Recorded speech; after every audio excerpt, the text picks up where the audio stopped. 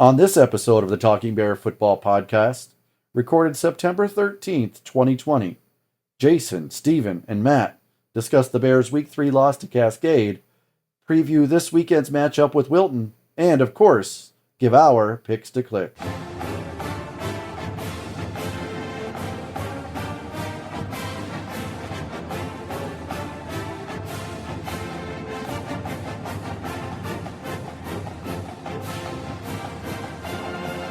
Week 4. We've already played 3 games, Matt, Steven. So it's week 4, if my math is right. One, two. Yeah, that checks out. That checks out? Mm-hmm. I'm not wearing socks, so yes, you're correct. Okay. So it's week 4. Well, let's talk about week 3 and a few other things on the Talking Bear Football Podcast. Right here on westbranchfootball.com. It was a tough one last Friday. So many wonderful moving parts went along with that game. First and foremost, I think we all would like to say a big thank you to Jake Stenberg, Athletic Activities Director for West Branch High School, for he and Kenny Vopperl, they decided the field downtown was a little bit too wet, well, and it was, and found an alternative, which was a wonderful alternative. Solon Community School District said, you know what, we're on the road this week, we'll host you. And man, were those facilities great. The people there were great. They were so helpful. And they brought everything together. And we had a football game Friday, and it was wonderful. Regardless of the outcome, how it got there was a pretty good thing, right? Props to Jake for working some magic, and props to the Solon Community Schools for letting us come up there and use their facility. We'd prefer to, of course, play at the little Rose Bowl, but conditions didn't allow for that, and Solon was gracious enough to open up everything to us, and make it as much of a home game for us as possible. Just with that big Spartan there in the middle of the field, but turf field, artificial turf, so didn't have to worry about footing and mud and all that kind of stuff, and just a good, as you said, Jason, just regardless of the outcome, just kind of a good atmosphere, and glad we got to play. Well, final score, Cascade 21, West Branch 14. Score sounds close. And it was. I mean, if you're doing the math, it's only 7 points apart, and that's a close game. But how we got there is a completely different story. What do you think about that, Stephen Grace? It's one of those games that when you go back and look at it, you sit there and scratch your head and say, man, why didn't we win by more? Why didn't we lose by more? I mean, it easily could have gone both ways, but,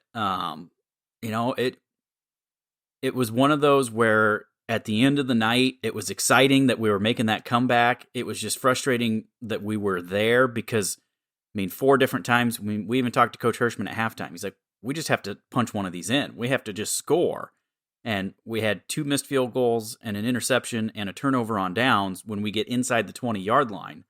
And, it's just, you come away and you get a little frustrated. And then you throw in a 69-yard touchdown pass and an interception return for a touchdown. And there again, it's just, so many little things that added up that just spelled the difference in that one on Friday night. And, it was frustrating because it could have gone better for us, but at the same time, Cascade had some opportunities, and we were able to make some other plays in different places that really it could have been a lot worse of a ball game than that too. So, credit the guys. We talked going into the fourth quarter. We said, we're going to keep playing to win, but really we just want to try to score. We've just struggled to score last week against West Liberty. We struggled to score here up until the fourth quarter on Friday night. But all of a sudden, we got that first score, and it kind of brought some life back. We got that second score, then we started getting excited, and then we got down, and we're, again, at the 30-yard line, an opportunity to try to tie that football game up, and we just came up a little bit short. But, it was a fun end to the night, but kind of like we said last week. Now let's see, what did we learn from that? How can we grow from that? How can we get better as we go into, as you've said, Jason, week number 4. Matt, a similar thing. Let's touch on this and build into it as a kind of add on rather to what Steven said. Same thing as in week 2. West Branch for the second consecutive week, the opposing team on their first drive turns the ball over to West Branch, and yet the Bears couldn't do anything, couldn't punch it in for any points. But they're knocking on that door. Yeah, I think that's really been the theme, or that was the theme Friday night, but it's kind of been the theme all season too, is just, we're knocking on that door, but, Jason, as you said at halftime on the Bearcast, you just can't knock it down. We're just we're not able to finish these drives, specifically Friday night. These kids are doing everything correctly. The coach is doing everything correctly to get set up in the right position to be able to score and capitalize on the good work that they're doing, essentially between the 20s. But it's just we're executing between the 20s, but just kind of missing that execution once we kind of get to the end of get near the end zone. And as Steven said, like, Friday night could have been a totally different ball game in both directions. If West Branch scores touchdowns in every single time that they get on the other side of the 50, we're talking about something completely different. But here we are, just talking about not quite being able to knock that door down. They're like I said, doing everything doing everything correctly to get themselves set up in this position, and they're doing some really good things out there. But we just kind of need to figure out how to finish. And I think Coach Peterson put it well at the end of the game, talking to Jerry Fleischl. He said, we have to be patient. We're trying to teach these young kids new things. And, talking with Coach Peterson after the game, he didn't seem upset. He liked the effort that these kids put out there. And he understands that it's a young team, a lot of new starters, and they're going to have these bruises like this. But I think the positive thing that we could take away from Friday night is they were putting themselves in that position to succeed. And at the end of the game there, you saw that they still had fight in them. Going into that fourth quarter, you're down 21-0. I can't imagine how defeating that is. But it was just really good to see those kids go out there and mount a comeback. And they knew that they were right there all game. They just couldn't quite finish the drives, and that's what they needed to do. And that's what they started to do there right at the end of the game. But it just happened to be, too little, too late. Well, one of the things that, to jump in here again, one of the things I've been thinking about after watching the film a little bit yesterday and kind of replaying the game in my brain as well. And, if you look at it, West Liberty, we played a pretty clean mental game. No penalties, no turnovers, but we weren't very physical. Well, we addressed that physicality this week, and it felt like we were a lot more physical Friday night. But I think some of that, we had a roughing the passer penalty. We had a block in the back on a punt return. We had another late hit somewhere. We had some other penalties. And, so then we get the physical, but we lost some of that mental focus. And so it's like, okay, now we need to put both of those components together to be able to come to, put this thing and move forward. And I think that's what we started to see in that fourth quarter is the defense was playing physically. We were doing well, and we were starting to play a lot crisper. We were playing a lot more efficiently and effectively with what we were trying to do. And so, some of those mental miscues early on, Coach Peterson said it after the game. We shot ourselves in the foot. We dug ourselves a hole. We tried to dig ourselves out. So there again, if somebody looks at me and says, wow, 1-2, oh man, this season's just a waste. I don't think so. This team has a lot in them, and I'm very confident in what they can do in these next 4 games because of what I've seen over these last 2 weeks and knowing the types of kids that they are as soon as they get back onto that practice field on Monday afternoon, or even as soon as they were in watching film Saturday morning, saying, what can we do to learn? What can we do to grow and get better? One thing I noticed is that a lot of more playmakers are starting to get involved. Specifically Friday night, 2 kids that I'll just single out, Caleb Sexton and Cash Woody. Really good play from both of them and really good contributions that, we'd seen a little bit from Caleb in the first 2 weeks, but he was integral part Friday night. Cash Woody had some really good catches. Just really good to see these guys kind of growing and finding a place in this team and helping to contribute. Well, we kind of talked about where it was at the beginning. We know where it was at the end as far as on the scoreboard. How did it get there, Matt? Break it down quarter to quarter. Sure. Yeah, first quarter was scoreless. The Bears, though, on their first drive, did get into Cascade territory, but there was a missed field goal there, so 0-0 there after the first quarter. Cascade was first on the board, the touchdown in the second quarter.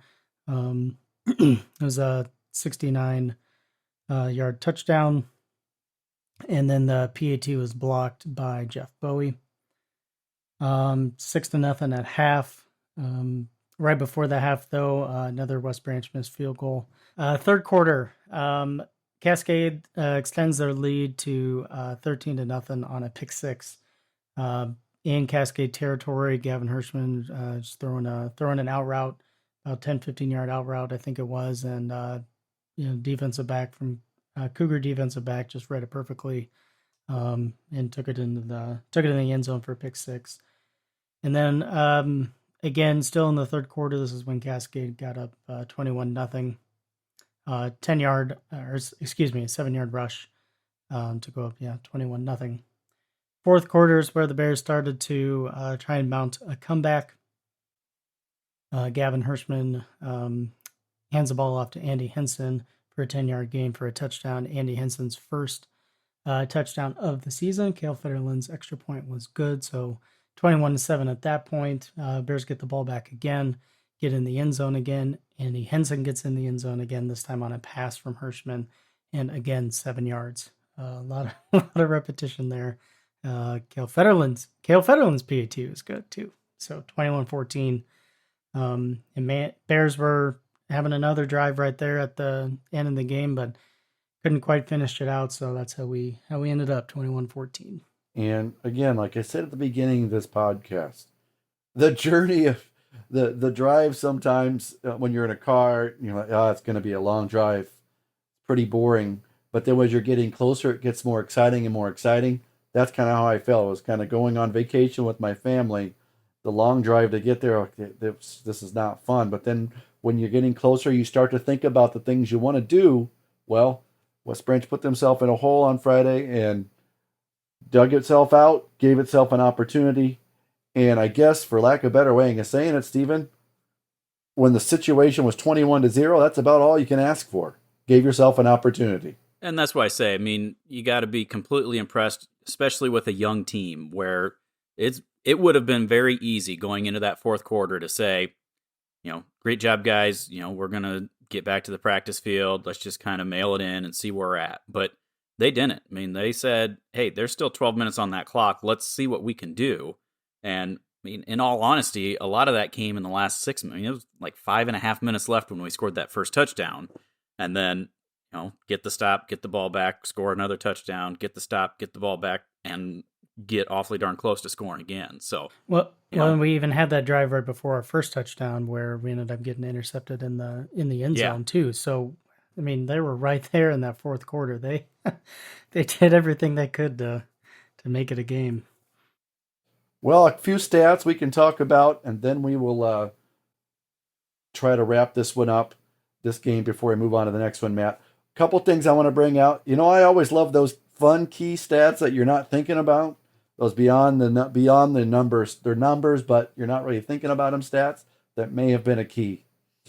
Last week at West Liberty, we talked about the offensive output of one player compared to the team. I brought up Josiah Galvan. I gave 2 numbers. This week, I'm going to give you 14 and 14. Stephen, what is that? 14 and 14. Oh, man. Yeah. Number of penalties for each team? Number of penalties for West Branch and the number of points West Branch scored. Okay. 14 penalties. Probably, if you have 14 penalties, unfortunately, you're more than likely usually going to come up on the short end of the stick. And unfortunately for West Branch, I mean, some of those penalties were probably a precursor to Cascade getting themselves a little closer to scoring. But then also another stat, you look at it like this. West Branch outgained. They held Cascade, a team that had averaged 400 yards, wasn't like 398 yards a game through their first 2 weeks, held them to 220 something or 228 yards. Yep. Yeah. And forced 3 turnovers. And yet, unfortunately, came up on the short end of the sticks. But Stephen, you pointed this out in your early montage here, your vocal montage, as you said this team. You liked what you saw, and from week 2 to week 3. Perhaps we go back to that old edge of for this season. I think perhaps West Branch saw some growth more from week 2 to week 3. I think obviously than week 1 to week 2. Yeah, I think that's right. And, I just feel like seeing them at practice last week, knowing this group of guys that, it's going to be that adage of, we're getting 1% better per day. So we're going to see growth from week 3 to 4 and 4 to 5 and 5 to 6 and 6 to 7. And then hopefully to 8 to 9 to 10 and so forth and so on. So. Yeah. And Matt, we have a couple numbers, even in a loss, we had a couple of school records, I think, that got knocked off last week. Yeah, 2 that I know for sure. They're both kind of the same thing, but one being a team passing attempts in a game and individual passing attempts in a game. Gavin Hirschman threw 49 passes and completed 29 of them. And the 29 is also a record, correct, Jason? Yes, it is. Looks like he actually tied Bo Cornwell's record when in the first game of the season. He completed 23, which tied Cornwell from 2 years ago at Maquoketa Valley. But of course, the 29 completions are going to overtake that. Yeah, I mean, that looks like a Jared Goff NFL type of stat line. 29 of 49 for 285. That's kind of almost what Matt Ryan was today in the Falcons game. I know he threw 49. Yeah. That's for sure. Yeah, Matt Ryan. Yeah, he throws the ball a lot too. So, yeah. I mean, speaking of Gavin, it was good to see him back out there. He missed the first half a week of practice last week, but came in the tail end of the week and was able to start this game. And I thought he looked pretty good. He was somewhat limited in his leg motion. You could kind of see that when he was trying to scramble around a little bit, but I thought he looked pretty crisp with his passes, and despite maybe the limited mobility with his leg, he was still able to maneuver the pocket a good amount as well to try and make some throws. So good to see him back out there, and hopefully he can get that knee healed up. Yeah, 29 of 49. That still works out to what, about 64% or something like that? Yeah, roughly 60%. Yeah, so you're looking at a guy that's still completing 64% of his passes on the season. 59 technically. Oh, 59 from the last game? Yeah, technically, yeah. But 29 out of 4. Go ahead. He's 64 on the season, yeah. 64 on the season. Yeah. Well, I can tell you one person who does not want to see 49 passes thrown in a game again. That's probably his father, offensive coordinator John Hirschman. Because if you're throwing 49 passes in a high school game, which, by the way, that completely obliterated the amount of passes thrown by the previous record holder, Jamie Lasjak. You got to go all the way back to 1988. The last time you saw a quarterback throw 34 or more passes. 85. 1985? Yep. Against Clear Creek, right? Creek. Yep. He threw, the team threw 36. Jamie threw 34. Well, here's the scoop on that one. That night, it was a very similar night, except it was raining and they played on a grass field. And the Bears were trailing and they had to just they were playing chuck and duck with the ball all night to play catch up. And he was 19 of 34 that night. So, yeah, but you don't want to see a guy throw 49 passes. 30 passes, maybe. I think that's a fair number as we saw in the first week. But anyway, 21-14 the final. The Bears had some good hopefully can build on that momentum from the end of the game. You could hear it in Gavin's voice, and you could hear it in Andy's interview as well with Ryan Merkin of yourprepsports.com. Check his articles out at the end of games. He does a great job of covering local sports. I think you guys could probably agree with that as well. Yes. Yep. See, that was easy in unison even. And they both gave some wonderful quotes. And I mean, I was listening to him right next to him. And when you hear Gavin talk, it's basically like hearing Dad talk. I mean, he's a really good interview. And, in parlance for those that when you say it's a good interview, when you say someone is a good interview, they're a good quote. Stephen, what does that mean? It means that you like talking to them. It means that means you give good, succinct answers. Exactly. Rather than they're really good and they're just smart. They did it's Gavin does a good job, and I think he's been coached up well by his dad, not just on the field, but off. So 21-14 the final. The Bears fall to 1-2 overall, 0-1 in the district. And speaking of district play, how about a District 5 check-in, Matt? How about scores from around the district last week? Sure, yeah. First one of the season here for a District 5 check-in now that we're in district play. Yes. Beckman knocked off Northeast Goose Lake 37-7. Durant beat Wilton 35-28, and of course Cascade. The Cats. Yeah, Cascade beat West Branch 21-14. So how we're looking in the district, of course, everyone's either going to be 1-0 or 0-1. So at 1-0, we have Durant, Cascade, and Beckman, with Durant being 3-0 overall in the season, Cascade at 2-1, and Beckman at 1-1. I believe is their first week that they missed because of some COVID concerns. Coronas. So they are one game down compared to everybody else in the district. And then Northeast, West Branch, and Wilton all at 0-1 and 1-2 overall. Well, you got to give Durant some credit. They lost a fair amount of talent at the skill positions, the second tier skill positions, Stephen. They certainly lost a boatload of talent, size-wise for sure. Up front, Big Joe Lilienthal, is now over at Iowa State University playing football. So they had a lot to replace from a team that was a playoff qualifier last year in Class A. Moving up to 1A, now they're 3-0, and they are the head of the district as far as the overall record, Matt and Stephen. So they're going to be one to look out for as we go forward. The Bears will see them in 2 weeks, or 3, week 6, Yep. So hopefully the Bears can get something going before then, one game at a time. And that game, before we even get into that, let's hear from the Full Wider Insurance Agency. Have you reviewed your insurance lately? Contact the Full Wider Insurance Agency to set up a free insurance review of your policies. We offer personal, commercial, life, health, and crop insurance to protect all aspects of your life. As trusted choice independent agents, we can work with multiple companies to find the best coverages at the most competitive prices. Call 643-2695 to speak to one of our agents. Supporting the West Branch Bears for over 50 years, the Full Wider Agency, where your insurance is our assurance. Wilton and West Branch played a lot of games through the years, boys, in the Eastern Iowa Hawkeye Conference, all the way up through 1991 before district play began in 1992. They've played each other a few times in district play. It's been a few years. But as they said in Celebrity Deathmatch, let's get it on. It's time to move on to district play.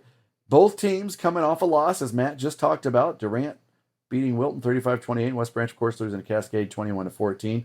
Both teams need to find a little bit of identity, not just on the field, but in the win-loss column. And somebody has to win this game, because the loser of this game is going to be behind the 8 ball even more. Because if you're 0-2 in a 5-team district, to win the district is a very long task. Of course, congratulations, you're both in the playoffs. But a district championship would be nice to have on the mantle.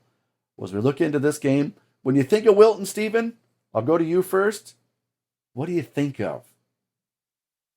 Well, it's where my sister-in-law went to school, so I always think of that first, because that's where my nephew's going to be playing in a couple of years, and... Oh, you're talking on the field, sorry. No. Well, that too. Whatever you want. Whatever gets you through. No, I mean, it's Wilton. I mean, it's always one of those games that you know that they're going to come out ready to play. They're going to be amped up. You know, years ago, they maybe had been down a little bit, but these last 6, 8, 10 years, they've really been coming on strong again. They were down last year, a lot of that due to some injury and some of the seniors that they had lost. But, you know, for the most part, this is going to be one of those games that we're going to have to be ready from that first whistle. Yeah. And Matt, the Bears and the Beavers have not matched up since 2015. 55-14 was the final, and that, if I recall, there was a quarterback that set a school record in the first half with 5 touchdown passes, I believe, that night. Yeah, Cooper Koenig, yeah, I remember that game. A spectacular catch at the end of the first half along the West Branch sidelines by Matt Schaubert.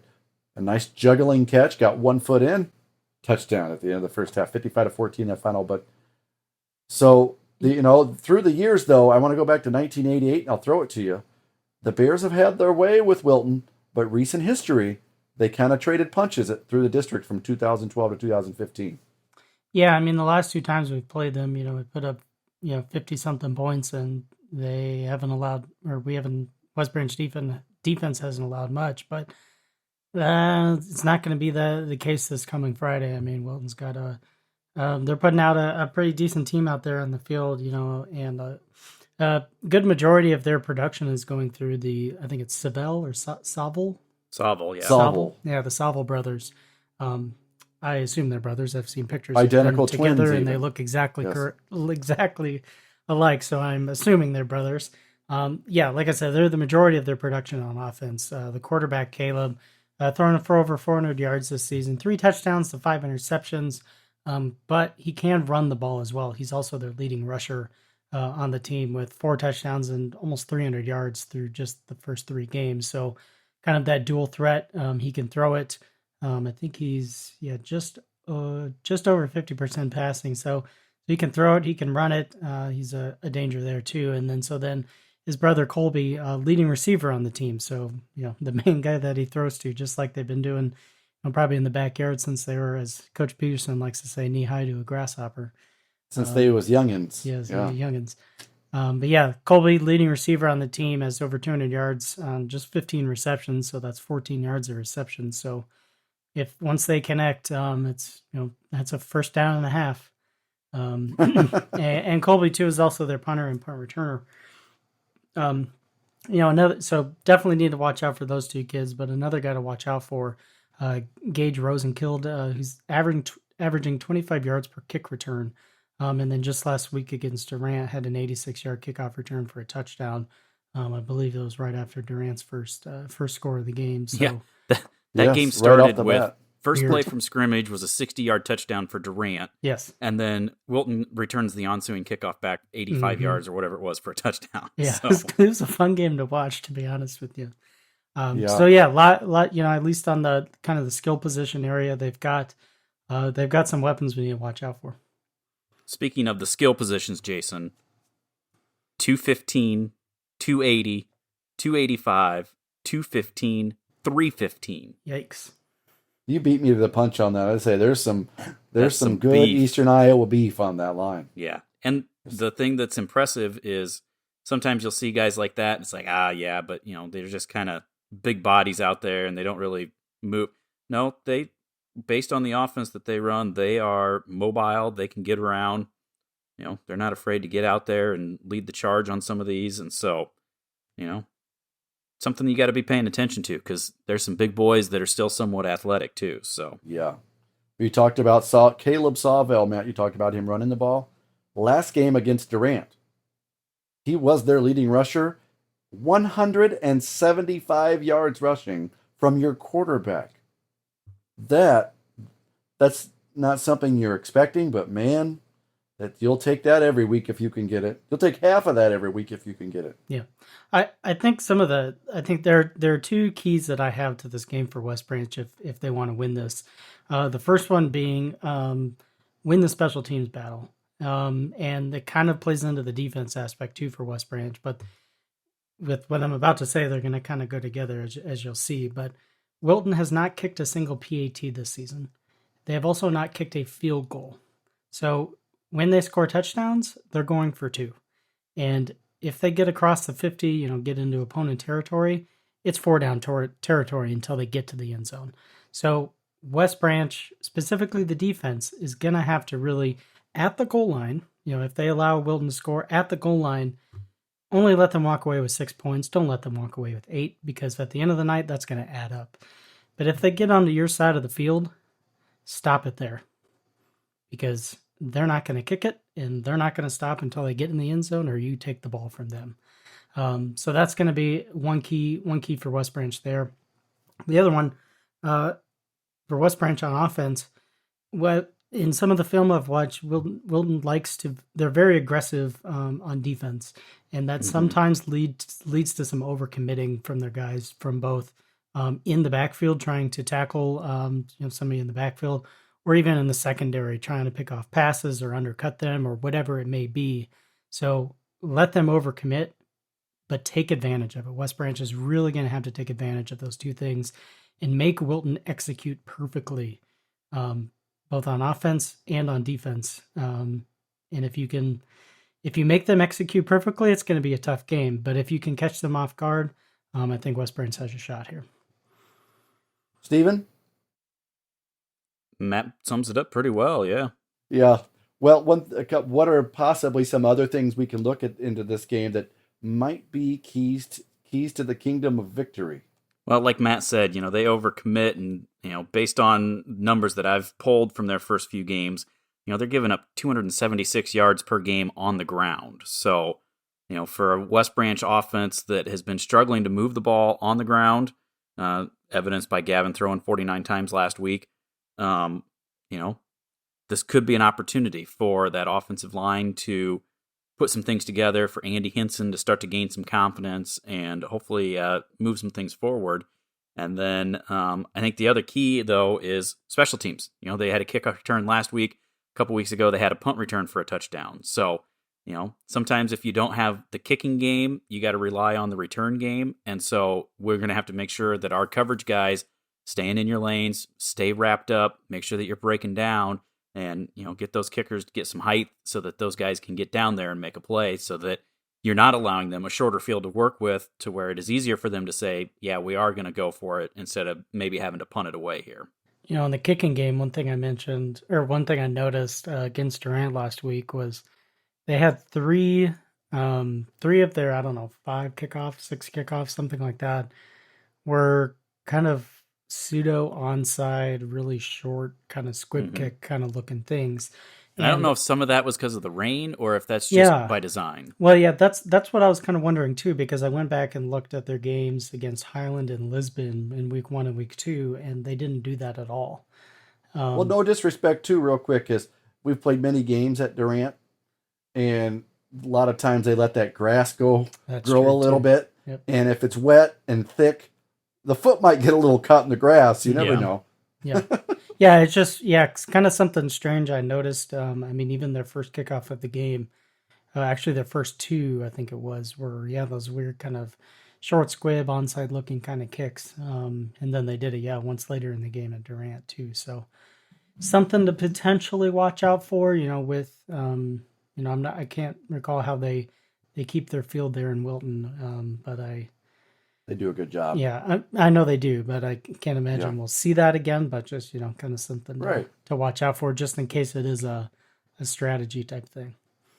Well, to pile on here, you guys, both of you, put more emphasis on that one side of the field. I think I heard defense. So let's talk West Branch defense here for a little bit, because obviously it's going to play a big role. West Branch, through 3 games defensively, has only given up 14 points per game. Now, I know you're going to start going to your calculator. It seems like it's more than that, but I'm taking away the pick 6. It's right on the number. If you take the pick 6 away, the interception return away in the last game, West Branch has offered 42 points to its opponents as a defense. If you're only going to give up 2 scores per game, sooner or later, that is going to work in your favor. And in that favor, I look at it like this, looking statistically now deeper into individual and sort of as it works into West Branch team statistics. Interceptions for these 2 teams through 3 games, West Branch's defense has 4 interceptions. Wilton's defense has 0. Wilton's quarterback, perhaps one of the things that he may not do as well, he might be a little bit loose, or as one of my friends would say, he might be a little cavalier throwing that football. He has 5 interceptions he has thrown 5 interceptions through 3 games. West Branch's defense has collected 4 of them. So perhaps this might play a role down the line. If you get into a situation, you got to win that first down battle to get a team into throwing situations, put a little pressure on them, and maybe West Branch can add to their total. That's where I see a big key to this game. West Branch, keep that defense rolling. If you can hold the team to 14 points, the offense is soon they're going to catch up, and I think you can start to see things on the debit side column in the win-loss instead of the credit side more. Yeah, I think, to go along with that, Jason, as you said, sooner or later, you have to assume this West Branch offense is going to start finishing drives. And, we started to see that there in the fourth quarter Friday against Cascade. And hopefully we can take that momentum and take those positive things that we saw there and roll that into here this coming Friday night. Well, next up, it's Picks to Click time. Before we get into that, though, we're going to build it up with our sponsor, Hodge Construction. Hodge Construction is a leader in developing commercial and academic spaces, multifamily condos, townhomes, and more. Hodge Construction began in Iowa City in 1981, focusing on residential construction. Through positive relationships and quality projects, Hodge has continued to grow and expand its project diversity over the past nearly 40 years. At Hodge, clients aren't customers, they're partners. Picks to Click. Well, we don't need to review who we picked last week, do we? Because in the end, West Branch didn't win. So, that's the key thing here that we all want. But it's up to you. Well, it's up to you, man. I leave it to you. I will say, so Jason, you had the Dylan Butler. I had Andy Henson, and Steven had Peyton Miller. And so he'll want to talk about him because probably would have I used won. my one-timer, so I'm... Me? I don't. I used my one-timer, so I'm kind of inclined to say that I got that one with Andy. I mean, he's had 2 touchdowns. I'd say he got in the books. Craig, by the way, you said it's his first touchdown of the year. No, those were his first 2 touchdowns as a varsity football player. Really? Yeah, he's a sophomore. Yeah. I was thinking he'd gotten in last year, but I guess I was wrong. I actually had to go back and check the stats on that. I won't lie. While Matt was saying it was his first touchdown on the season, I actually looked it up, and he did not score last year, rushing touchdown. But I'm glad that he got it in last week, and hopefully that's a sign of things to come. Hopefully that offensive line can find some continuity, Steven, from alignment. You get to choose that stuff. But when we get into line talk, we just defer to you here. And they did some great things, but it's still a work in progress, that offensive line. It's always good. They're going to be a work in progress each and every game because you got a few new moving parts, replacement parts from last season. And I think I want to point out a kid that I think has done a pretty good job on the whole. It's Trey Shooting. Yeah. May not get his name said a lot, but I think as a kid that's never seen a varsity offensive start, barely seen any varsity time, to be thrown into a varsity center position, where he's got to touch the ball on every play, done a pretty good job. I would agree. And have there been any fumbled snaps yet this year?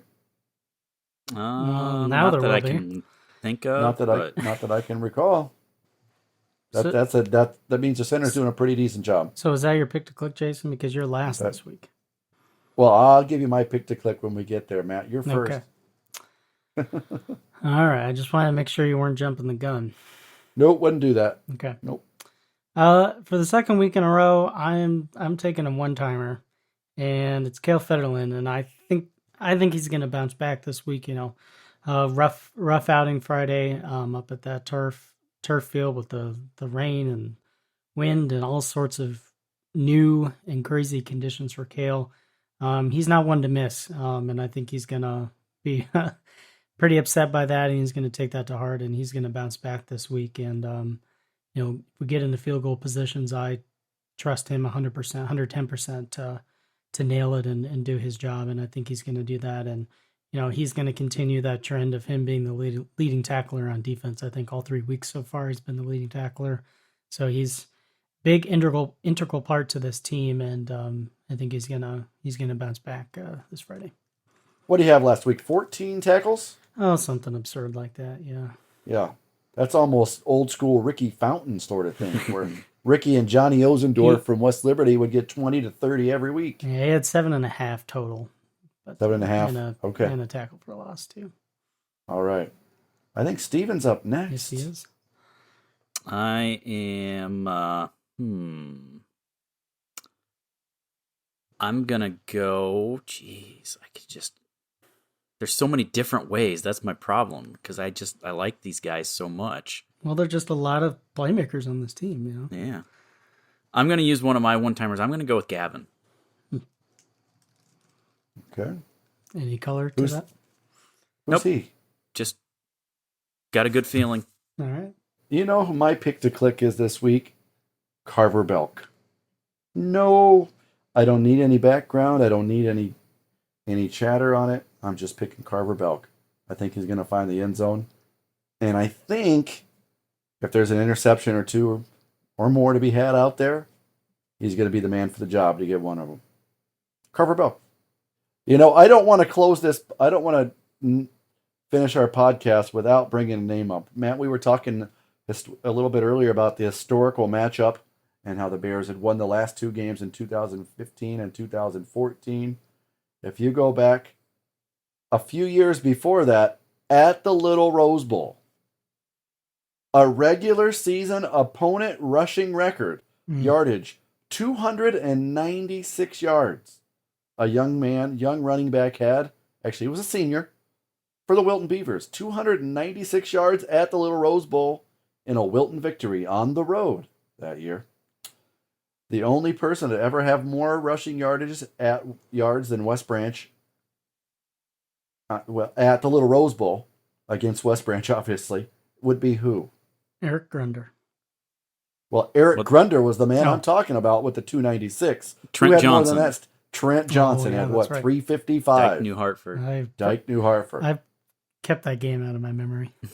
But Eric Grunder, my good friend, Mr. Grunder, a teacher and coach at Wilton, 296 his senior year. It's a lot of yards.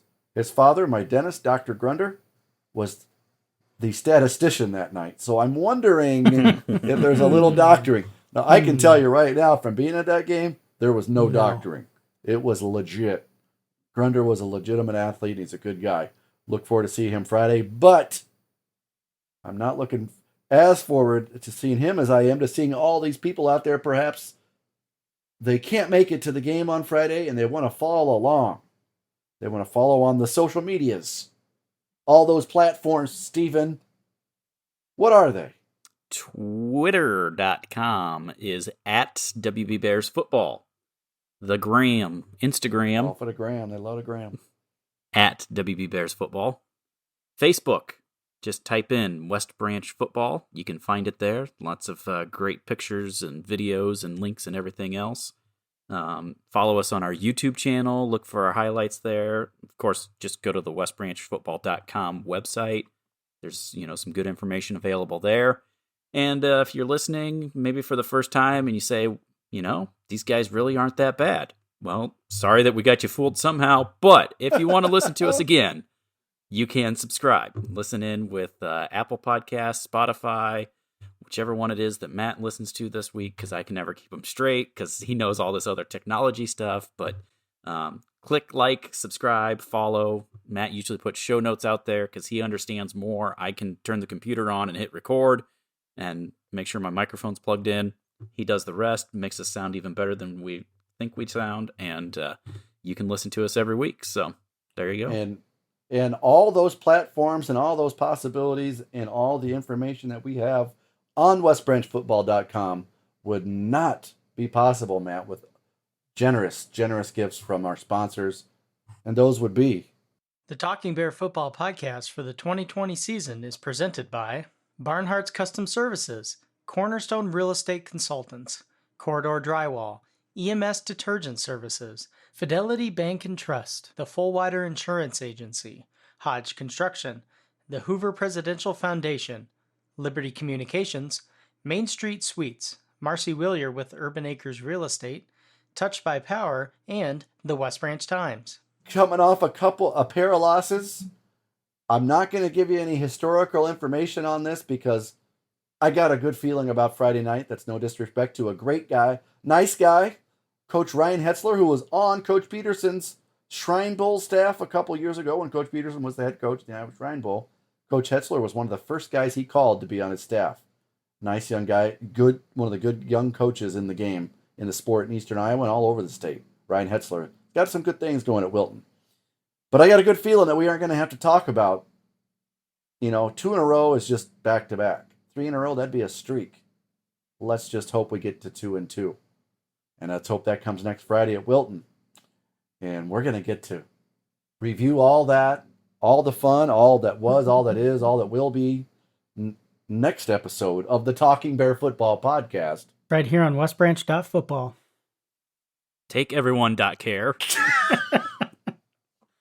That's real. Everyone.com. It's real. West Branch. You can go to westbranch.football. Yeah. Wow. But we're going to say, Take care, everyone.